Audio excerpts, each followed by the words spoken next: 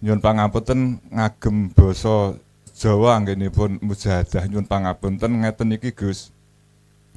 Wulu urip, kulit urip, getih urip, daging urip, balung urip, sungsum urip, jantung urip, paru-paru urip, ati urip, sing kasar, sing alus urip, urip. Terus pun suhudul kasroh fil wadah urip tunggal. Aku iki urip iki aku iki urip iki aku. Aku teniku niku ingsun Allah sing pun maksud wonten sakselebetipun mujahadah menika Gus. Terus bahasan mengatakan entre namung ingsun. Hambanya seakan-akan lepas seperti tidak ada Gus. Lah, setelah sadar hati ini bahwasannya kita itu Adam alias tidak wujud, kita itu lemah, tidak kuat, otomatis akan muncul satu al-haq, kebenaran. Apa? Illa billah, maksudnya adalah ingsun urip kang sejati ini.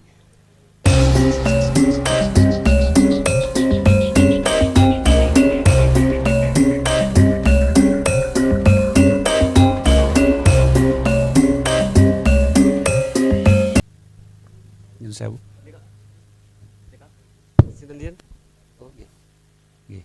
Assalamualaikum warahmatullahi wabarakatuh. Nyun sewu, Gus Muklason. Kula saking Surabaya tapi domisili ten Yojo. Ada beberapa pertanyaan yang berkaitan dengan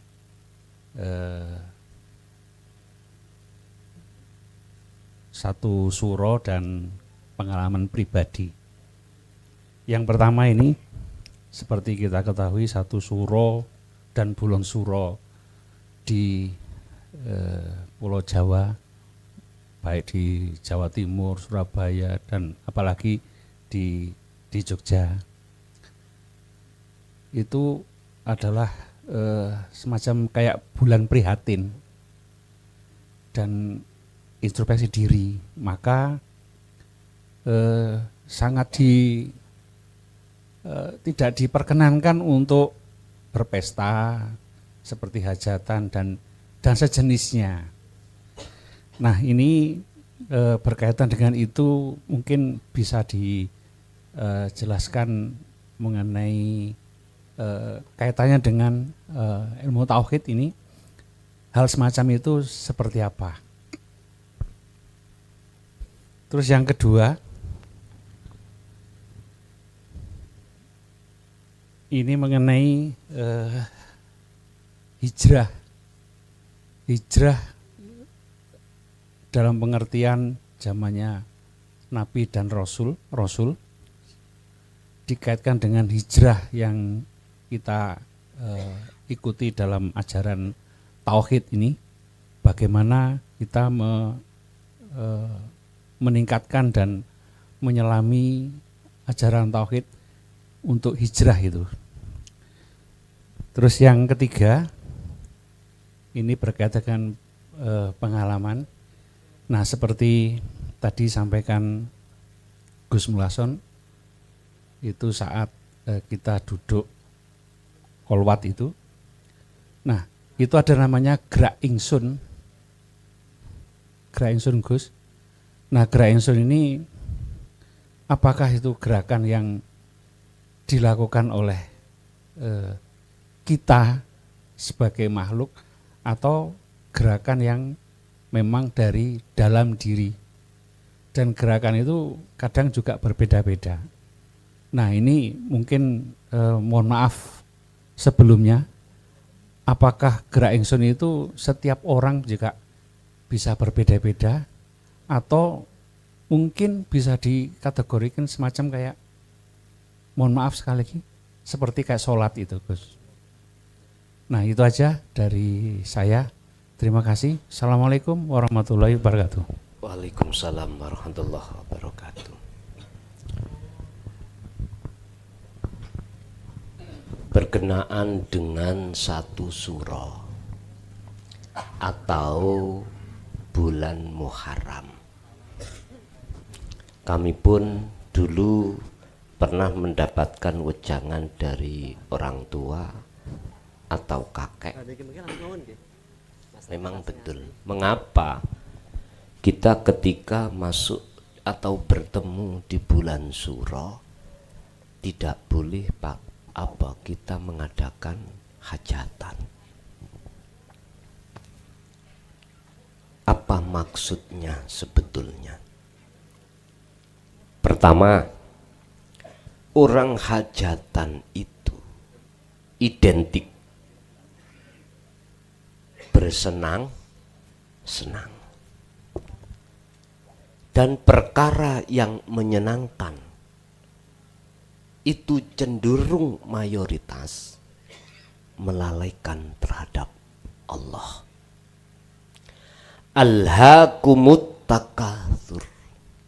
Mewai kesenangan dunia dalam hati itu akan menjadikan lalai hatimu pada Allah. Hatta zurtumul makobir, keadaan seperti ini sampai meninggal, sampai mati mayoritas. Sehingga beliau-beliau itu memakai hukum wirai, hukum yang berhati-hati. Apa?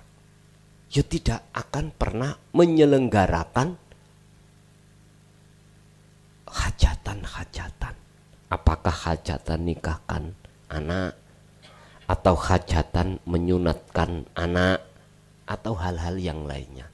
Intinya di dalam sasi Muharram ini dipenuhi perjuangan, dipenuhi untuk prihatin. Lah, prihatin ini bukan hanya jatuh di anggota fisik saja. Kalau anggota fisik aja, mohon maaf Pak, tidak ternilai. Jikalau tidak jenengan sertakan secara rohani.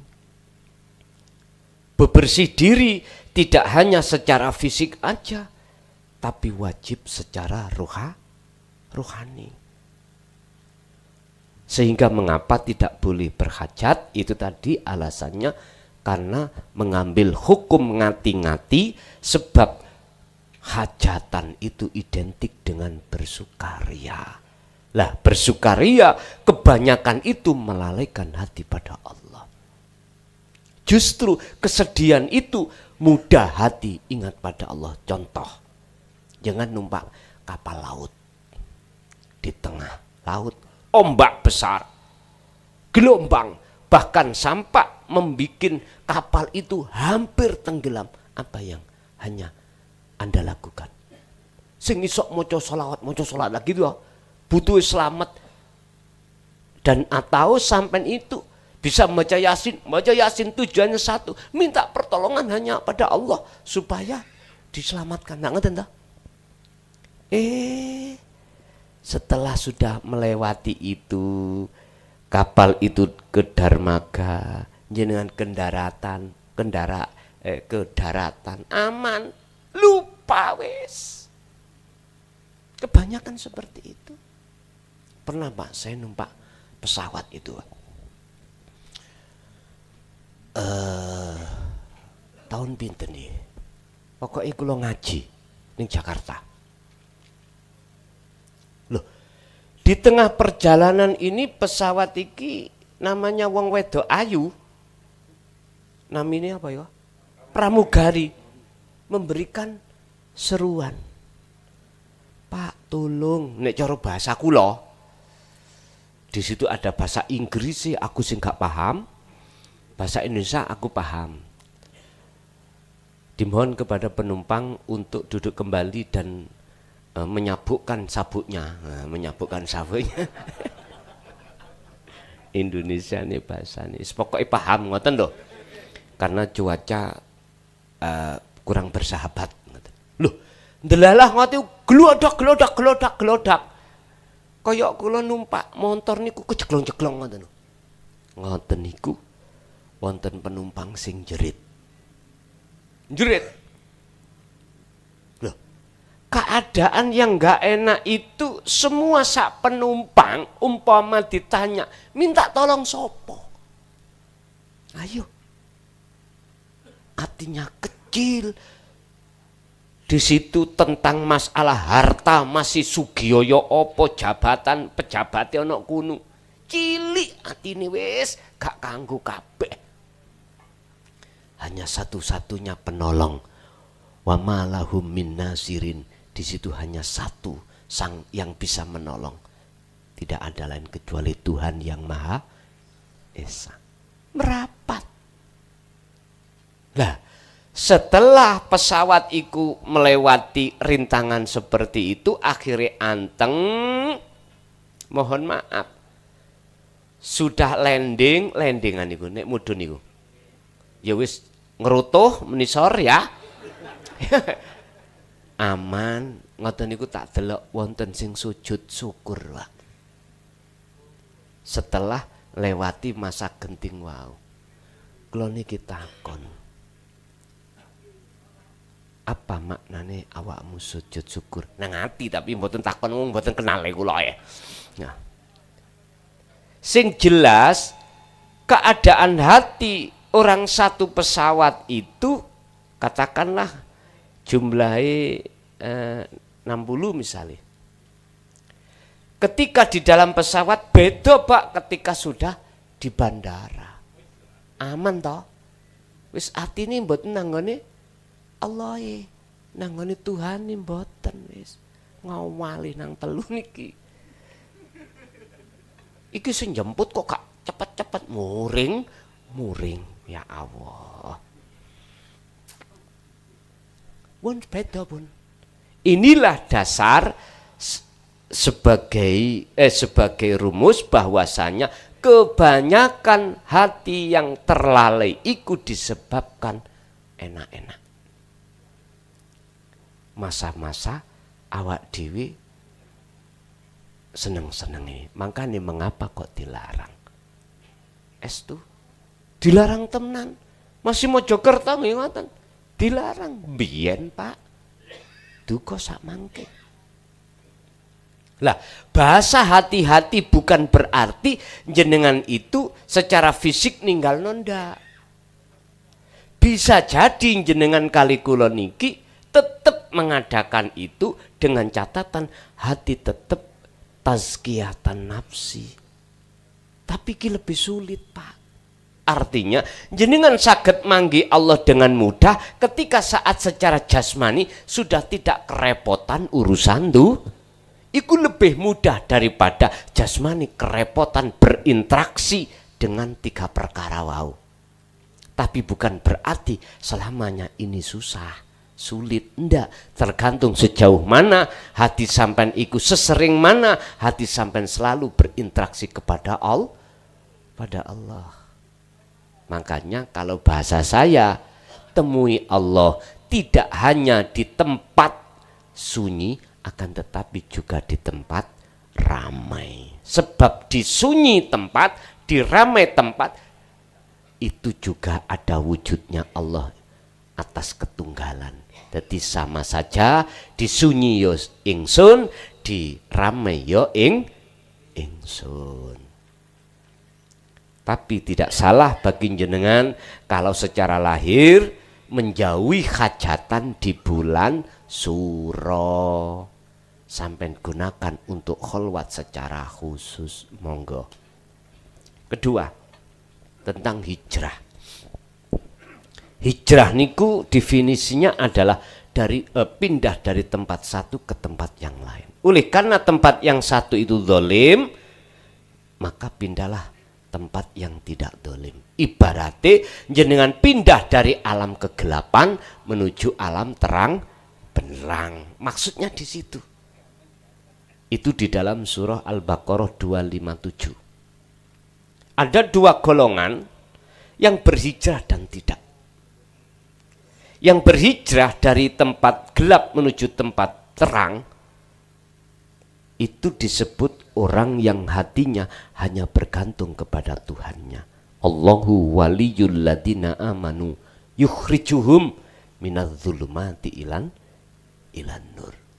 Ketika hati panjenengan mau condong kepada Gusti sampean, terhadap pangeran sampean yang Maha Esa, maka Allah akan memindahkan jiwa dari tempat gelap menuju tempat terang. Yang asalnya jenengan ini bergantung terhadap 3 hal, sekarang sudah tidak. Justru 3 kendaraan untuk bergantung kepada siapa sesungguhnya yang menguasai 3 perkara ini. Yang kedua, walladzina kafaru awliya'uhumut taghut yukhrijunahum minan nuri ila dzulumat. Sedangkan orang-orang yang tidak mau berhijrah dari tempat gelap disebabkan dia itu merasa tenang, nyaman dengan kegelapan itu, maka dia tidak akan pernah masuk ke alam yang terang. Itu adalah orang yang hatinya condong kepada 3 hal tadi. Bon, iku maksudnya hijrah, pindahnya hati dari iman terhadap makhluk 3, pindah menuju hati beriman hanya kepada Sang Yang Tunggal. Itulah Allah Subhanahu wa ta'ala. Katakan Nabi, ilahukum ilahu wahid. Janganlah kau memuja aku, memuji aku, menyembah aku, sebab aku itu sama dengan kamu makhluk. Terus sembahlah apa yang ku sembah. Terus si Kanjeng Nabi, siapa? Yaitu ilahukum ilahu wahid.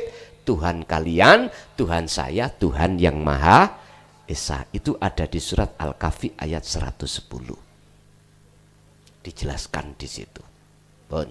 Yang ketiga, tentang ingsun. Tentang ingsun dalam hal yang melakukan. Pertanyaannya, apakah iku ingsun dat hidup dalam diri ataukah ingsun diri kita? Tergantung. Posisi makom jenengan ada di mana? Sebab makom niku ada 2, Pak. Ada makom am, yun sewu, am, ada makom khos. Makom am adalah makom yang saksi ini menyaksikan hatinya kepada makhluk. Kalau makom khos, makom yang nyekseni ini terhadap ahad, Sang Yang Tunggal. Makom am itu ya golongan kita yang masih di syariat bloko. Wis ojo terima. Tak harapkan jangan ajak terima dengan dawuh niki. Biar gesekan. Nek gesekan ben putih. Kayak beras niku ya. Estu jenengan sing makom am, makom sing masih duduk di syariat bloko, ojo terima. Kalau saya mengatakan jenengan kali kula niki ati iki nyekseni makhluk. Lesan aja mengatakan asyhadu alla ilaha illallah. Hati jenengan kali kula mesti nyekseni makhluk.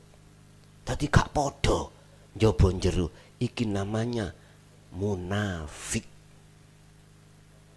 Mohon maaf loh ya, kita munafik. Urusan jenengan terima gak terima bukan urusan saya. Yang penting saya meluruskan. Samakan antara lesan dengan hati, antara dohir dengan batin. Kalau dohir mengatakan saya beriman kepada illallah, menyaksikan, hati harus menyaksikan hanya Allah. Lah, golongan am menyaksikan makhluknya ya 3 perkara tadi. Bergantungnya kita kepada 3 perkara. Mesti itu, Pak. Sehingga antenge ati teko telu niki. Sing jari duwe bojo, sing durung duwe bojo ya, yang belum punya istri atau suami. Lajang. Cari-cari pacar belum temu-temu. Gini itu umpami punya istri atau punya suami anteng PE. Udah. Bahasane dek iku anteng karena ada suami, ada istri, didatangkan Allah. Lu anteng tapi sedilut. Sedilut. Jadi kita nikah niku sebetulnya itu antengnya mak sak kelenteng, tapi rendengi susah sak rendeng istilah. Nggak percaya. Memang waktu awal-awal kita pacaran Pak Nador, koyok dunia iku milik berdoa. Boso sudah nikah, punya anak 2 dan 3. Aku takok, akeh seneng ya pakai tukarane.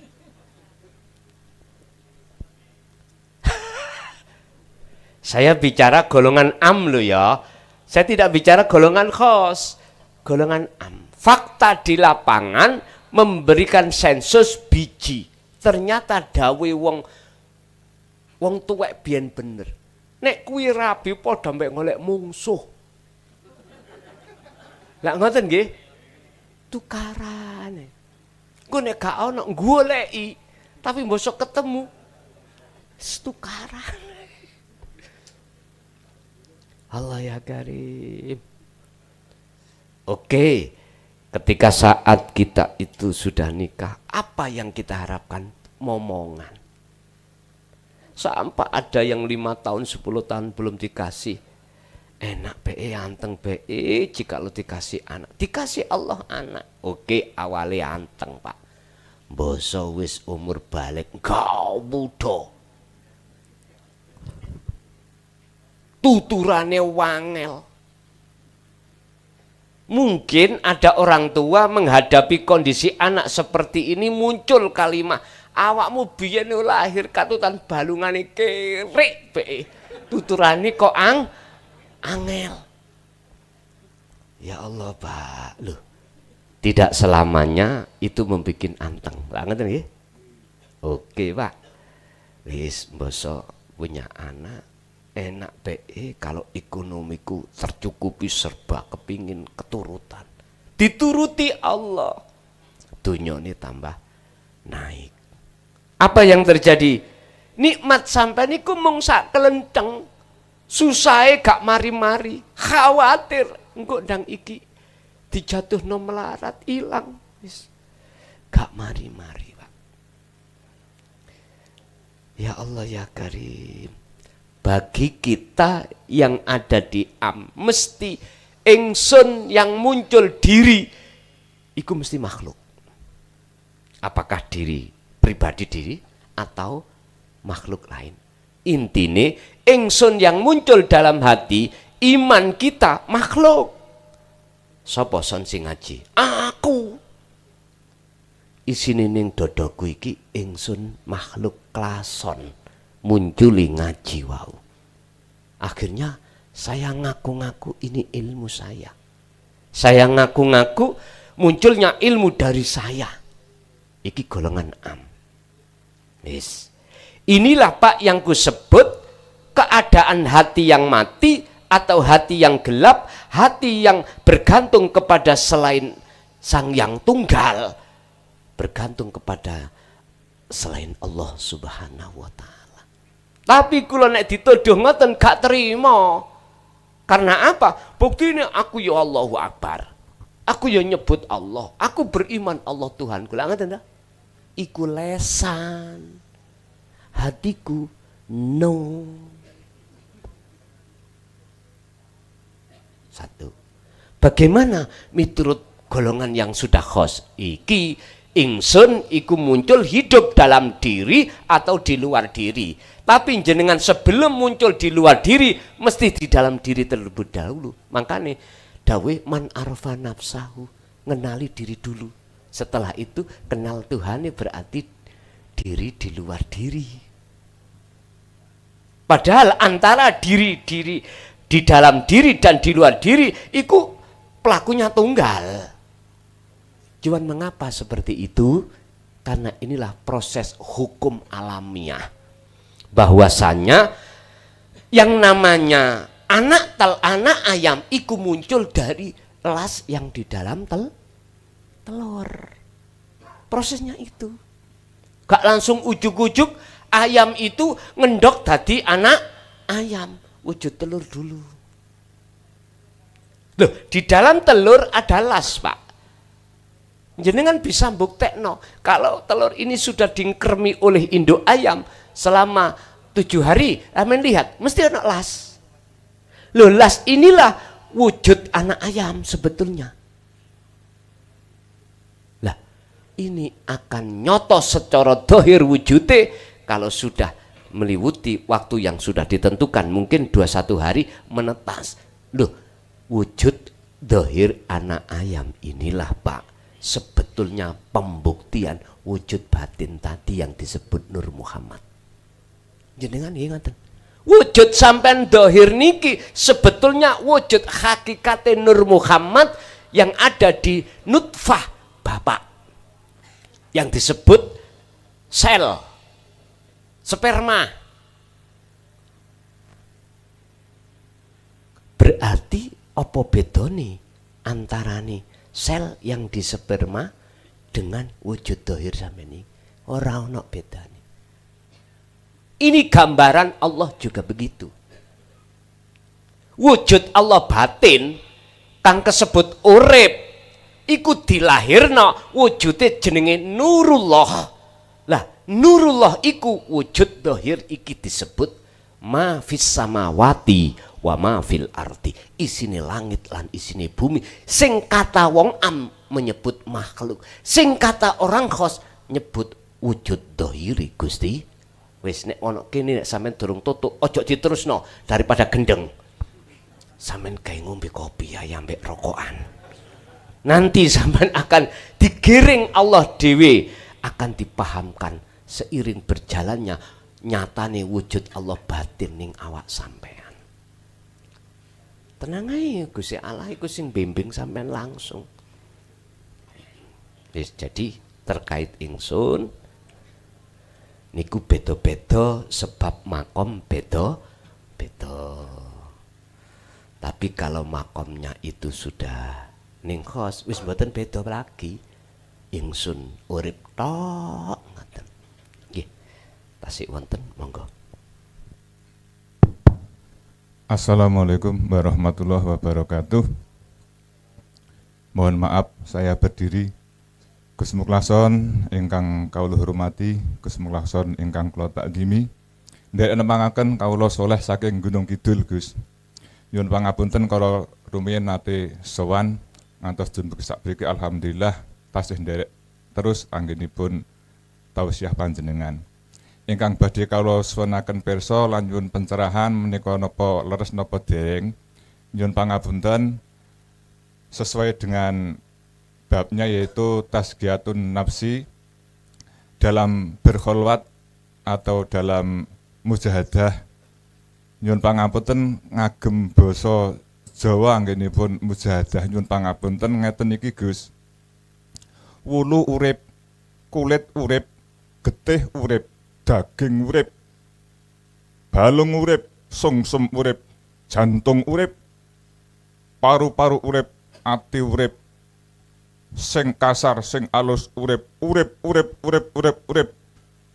Terus pun suhudul kasroh fil wadah urip tunggal. Aku iki urip iki aku iki urip iki aku teniku niku ingsun Allah sing pun maksud wonten sak salebetipun mujahadah menika Gus. Terus bahasan mengkaten entre namung ingsun. Hambanya seakan-akan lepas seperti tidak ada Gus. Nyuwun pangapunten kados mekaten menika leres napa dereng nyuwun pencerahanipun. Matur nuwun. Wassalamualaikum warahmatullahi wabarakatuh. Waalaikumsalam warahmatullahi wabarakatuh. Soheh. Saya katakan secara jawaban ringkas soheh. Soheh betul. Prosesingnya ten. Kita pasti akan diproses Allah pertama. Gak mudah ngakoni iki wujud kita. Wujud kita sebab diwujudkan yang wujud. Karep kita Kita tidak mudah untuk ngakoni karep kita. Mesti ikut difanakno Allah. Wujud difanakno Allah. Wujud kita. Lah, setelah sadar hati ini bahwasannya kita itu adam alias tidak wujud. Kita itu lemah, tidak kuat. Otomatis akan muncul satu al-haq kebenaran. Apa? Illa billah. Maksudnya adalah ingsun urip kang sejati ini segala-galanya. Sehingga nek umpama saya terangkan di dalam rasa ngiten Pak. Dalam hati sampean yang muncul hanyalah keingsunan aku urip yo aku, baik secara lahir maupun batin.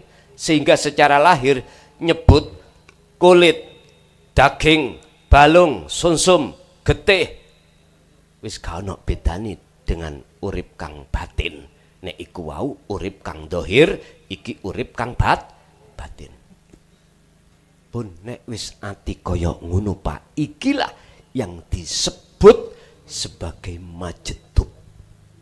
Hati yang Allah tarik, jiwa yang Allah tarik dari kotor menuju ke fitrah, dari dunia menuju ke alam akhirat, dari dunia menuju ke alam akhirat,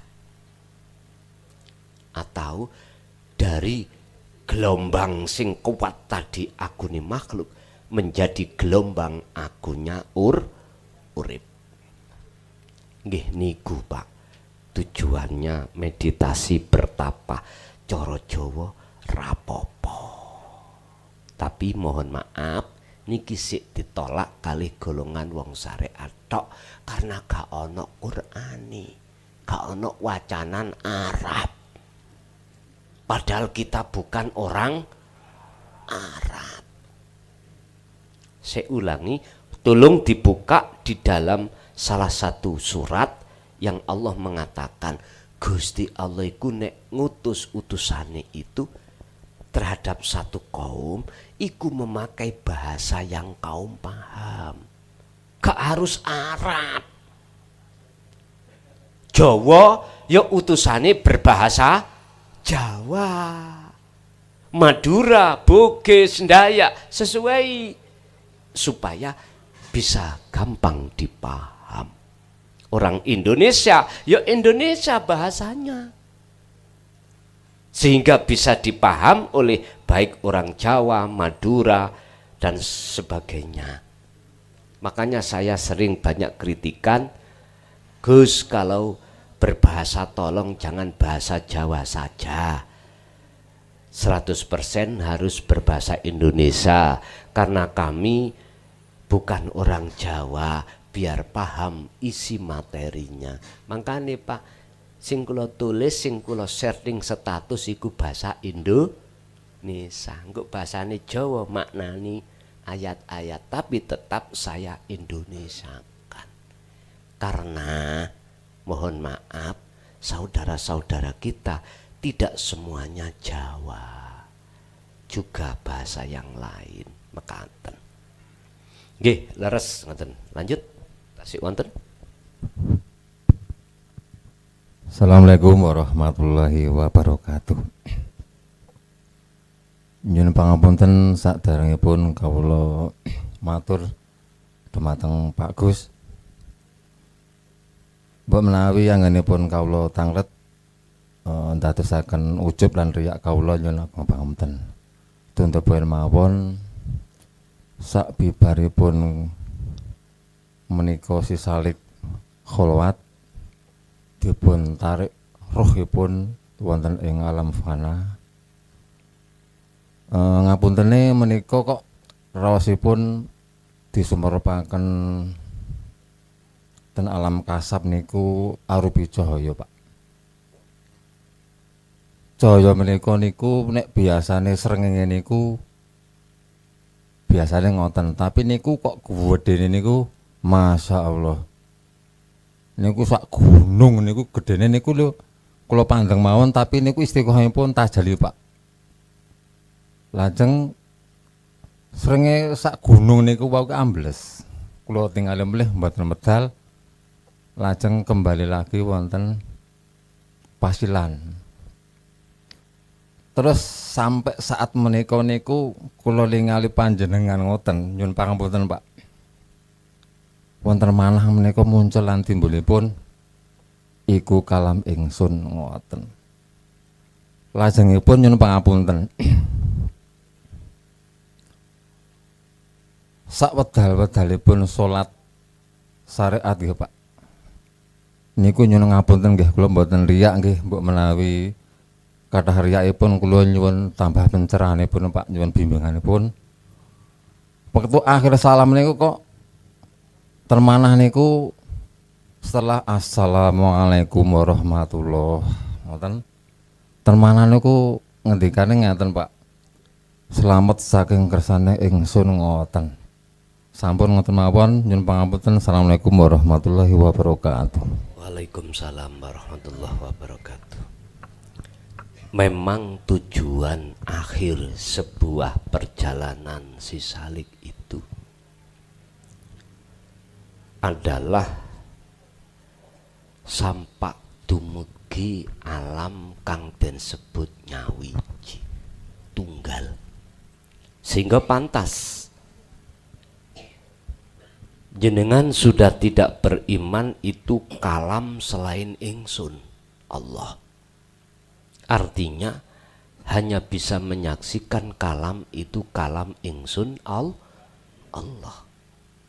Ini salah satu tanda kalau ruh itu atau jiwa sudah Allah tarik di singgasana musyahadah.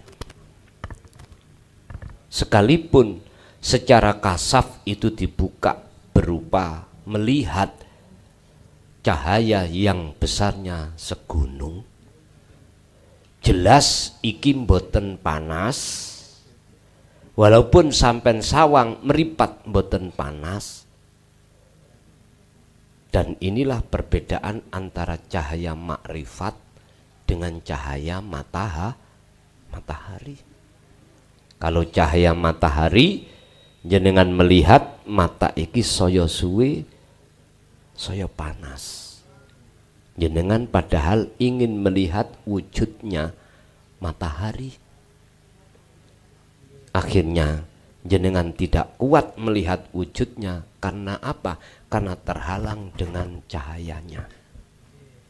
Tapi kalau nur makrifat itu tidak akan memanaskan mata hati sampean, justru akan menuntun hati jenengan bisa melihat wujudnya Allah di dalam nur makrifat. Akhirnya disebut alam musyahadah, munculnya bukan ingsun makhluk, baik kalami atau sipate atau zatnya. Ingsun itu maksudnya ya ingsun urip kuwi. Selanjutnya ketika jenengan iki yang terjadi setelah sholat, mengapa di situ selamat ingsun? Memang benar Pak. Di dalam syariat kan disebut sholat diawali dengan takbir, dipungkasi salam. Apa sih takbir iku?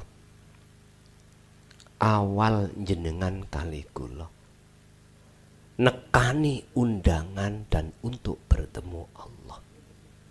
Tapi kebanyakan berhubung kita umat Islam tidak dididik dengan ilmu tauhid, akhirnya gak ketemu sing ngundangi.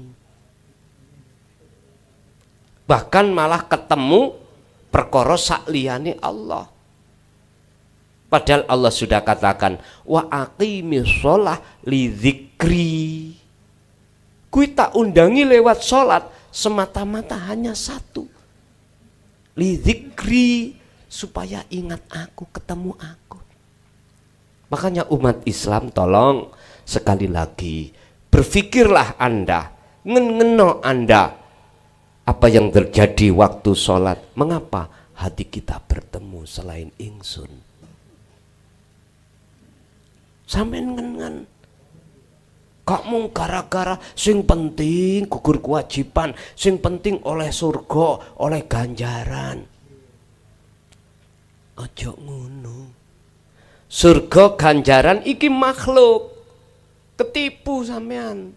Kecelek nanti iku. Anda akan sadar ketika idza jaa ajaluhum.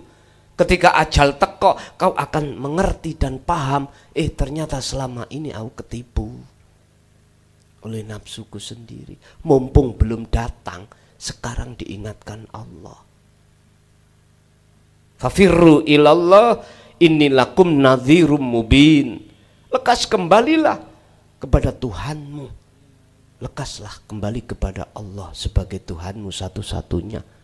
Aku hanya mengingatkan saja. Joro dawe Allah yang disampaikan Kanjeng Nabi. Ya lewat jalan tauhid ini yang kami sampaikan terhadap dirimu, kata Kanjeng Nabi, ngoten.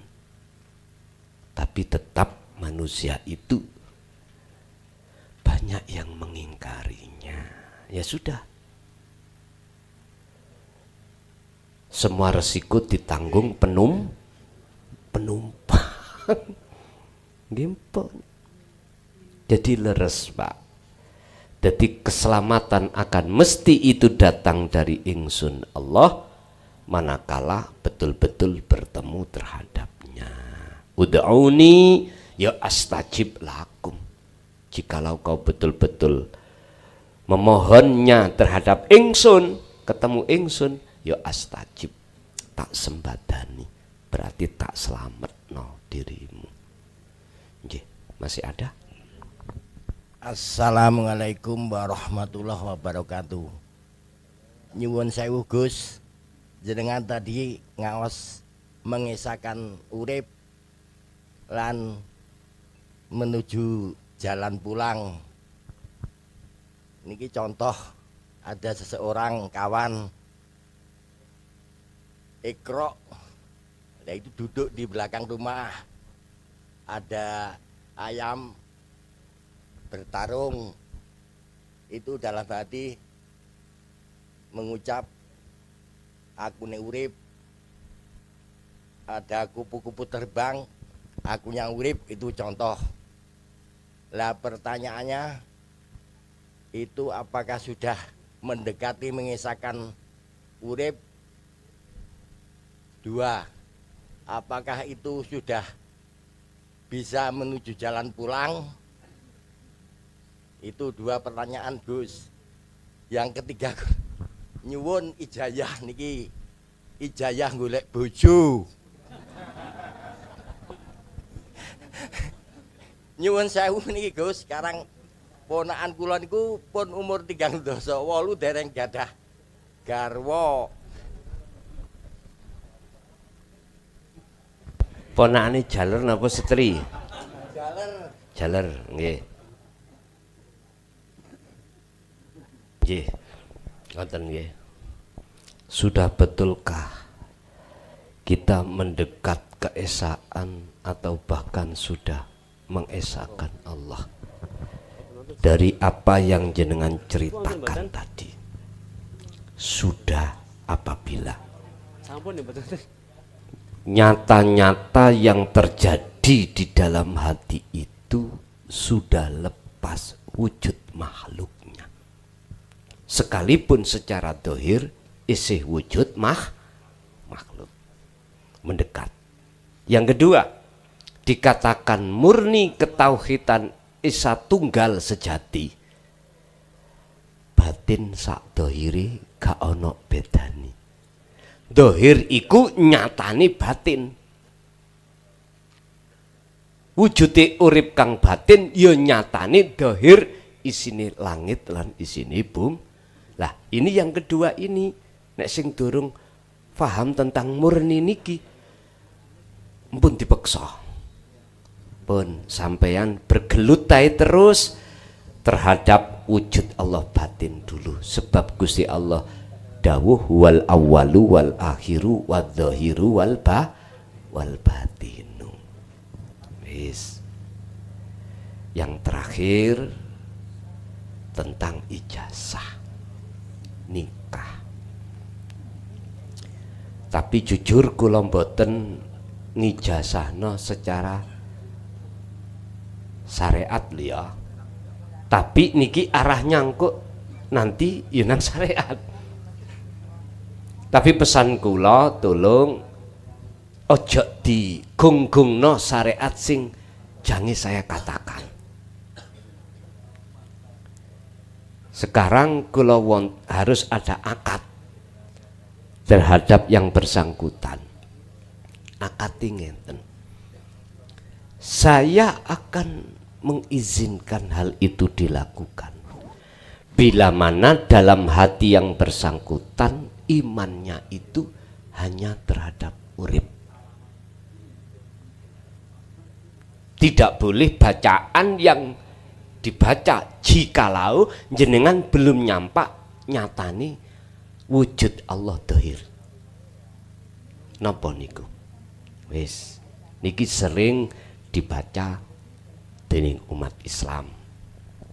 Tapi di akeh yang banyak yang tidak tahu bisa dipergunakan untuk orang-orang yang lama belum dapat jodoh. Juga terhadap orang-orang yang pas ketepatan dia itu ahlinya itu jualan gak payu atau jual rumah tanah gak payu pun montrone napa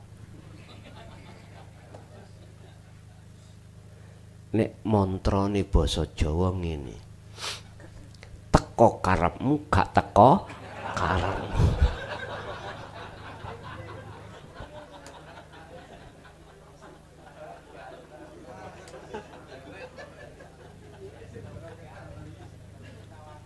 Wis Gus, dek iku ya gak iso diterima Gus.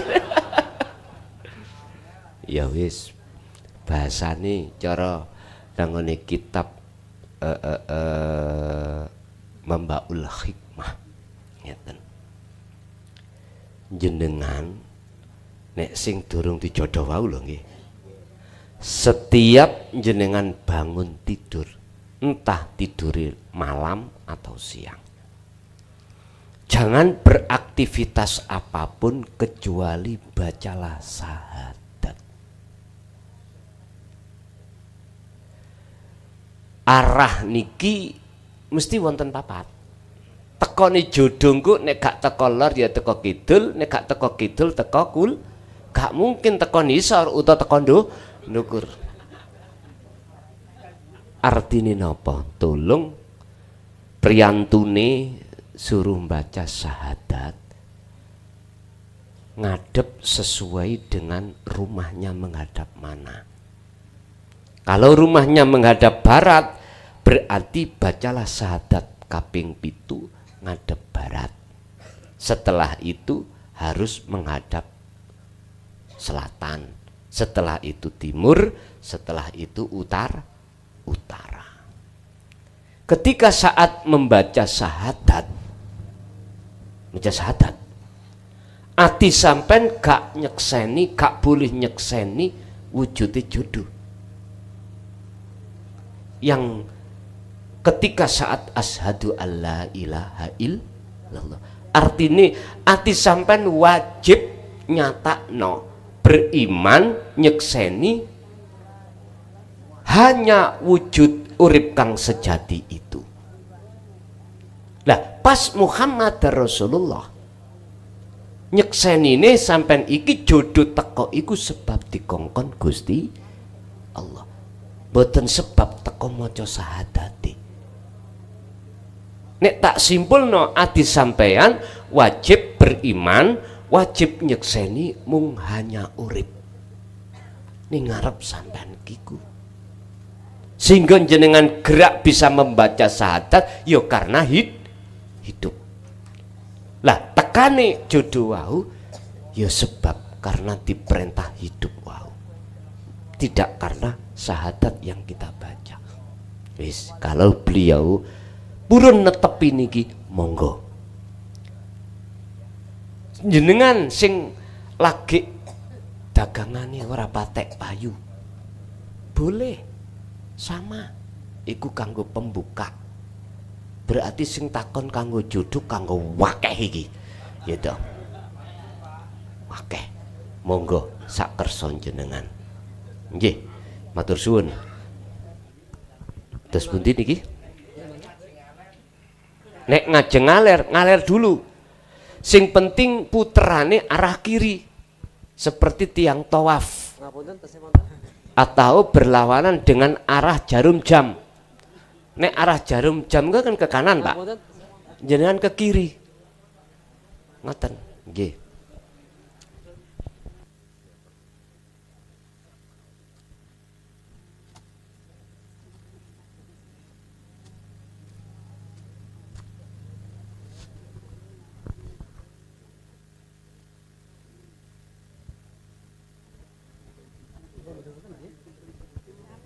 Sampun. Ibu mungkin kita kasih kesempatan, barangkali ibu. Barangkali ada ibu yang mau bertanya, kita kasih kesempatan. Mboten wonten? Bapak tasik wonten? Oh, Rika wonten.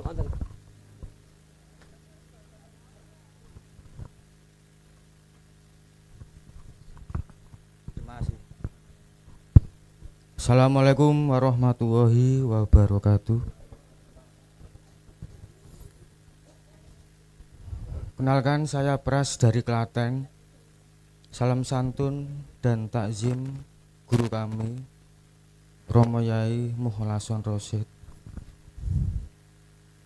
Al hayatud dunya la ibu walahu walad darul akhirah khairul minal muttaqin. Wa qala aidon al hayatud dunya mataul ghurur. Bahwasanya kehidupan dunia sifatnya kan sementara alias sesaat. Sedangkan kehidupan akhirat adalah lebih baik atau bisa disebut kehidupan yang lebih abadi. Pertanyaan saya, Romo Yai, miturut pandangan ilmu hakikat, apakah nanti di kemudian hari tiba saatnya tiba terjadi penghancuran dunia alias alam semesta niki secara nyata. Sebab miturut ayat tadi bahwa dunia kan kehidupan yang sesaat, sedangkan negeri asal kita yang sebenarnya kan akhirat. Itu yang pertama, Romo Yai. Lalu yang kedua, Romo Yai, nyuwun sewu, kami bukan bermaksud riak, tetapi kami harus bertanya sebab Romo Yai adalah guru kami. Dalam kholwat saya diperjalankan, ditunjukkan secara hanya secuil alias hanya sebatas itu singkat tentang gerbang Candrakila. Nah, pertanyaan saya, Romo Yai, apakah itu gerbang Candrakila? Sebab saya hanya diberi sedikit pengetahuan bahwa ketika gerbang Candrakila itu retak atau roboh, maka hancurlah dunia. Mekaten Romo Yai nyuwun pangapunten. Terima kasih. Assalamualaikum warahmatullahi wabarakatuh. Waalaikumsalam warahmatullahi wabarakatuh. Dalam pandangan finadori hakikati, dalam pandangan hukum hakikat, dikatakan kehidupan dunia itu permainan atau sesuatu yang bersifatkan sementara, karena tidak wujud sesungguhnya, nggak ada. Sebab barang atau sesuatu dikatakan wujud itu nggak boleh fana. Oleh karena nafsu mendorong terhadap kita supaya dunia terasa menjanjikan dan kekal. Asal sebab wujud disebabkan yang wujud, maka kita terbungkus dengan rayuan nafsu sehingga mengatakan menjanjikan. Dan disitulah awal pertama kita disebut orang yang menjadi budaknya hawa nafsu. Padahal waqala aidon dikatakan mataul ghurur, nipu. Keindahan, kewujudan dunia itu sebetulnya kehidupan dunia bersifatkan menipu. Kita nggak terasa tertipu, Pak, karena kita berdomisili dihukum sebab akibat, wujudnya disebabkan ada yang mewujudkan. Justru ketika saat hati beriman bahwasanya selain Allah iku wujud sebab diwujudkan yang wujud, itu akan menutupi hati kita terhadap wujud yang sebenarnya.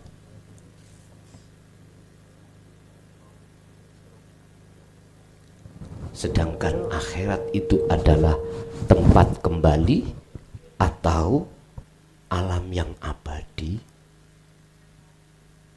Anda akan bisa sampai di situ kalau yang namanya gerbang canda gila itu sudah terjadi. Apa yang disebut gerbang tadi? Prosesnya ngeten, Pak.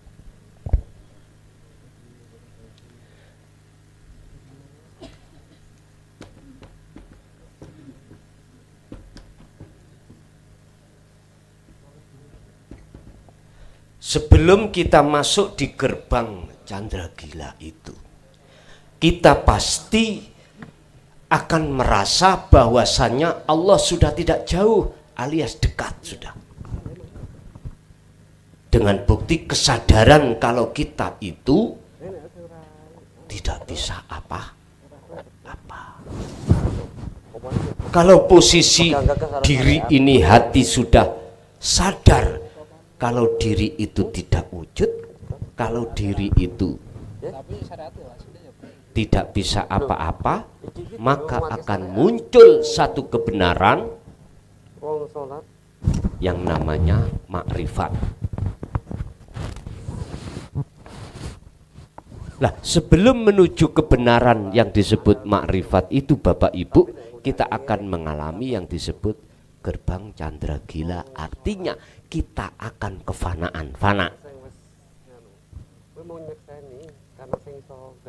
Tentang masalah penjabaran fana, di dalam diri sudah tidak ada diri siapapun kecuali diri ingsun Allah.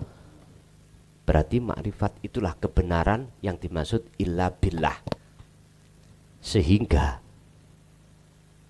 ada yang mengatakan syuhudul wahdah fil kasroh, nyekseni tunggal di dalam banyak. Pun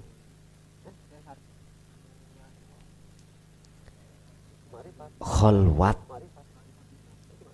menurut kami itu wajib dilakukan, tazkiyatan nafsi wajib dilakukan supaya masuk di dalam gerbang tersebut, gerbang kehancuran sakliyani ingsun urip.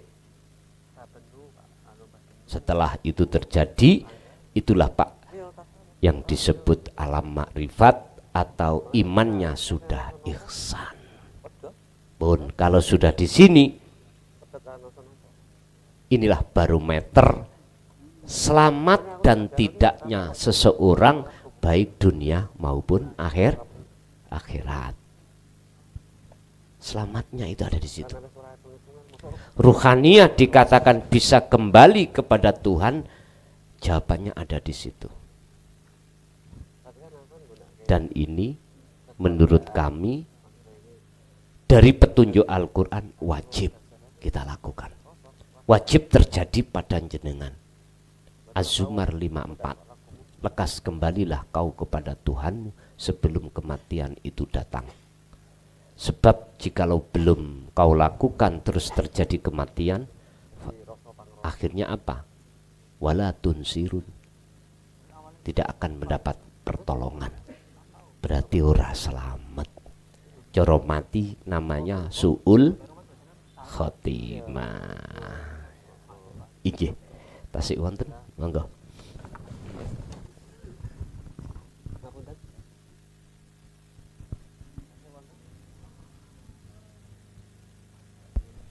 Cukup cekap jam setengah kali welas.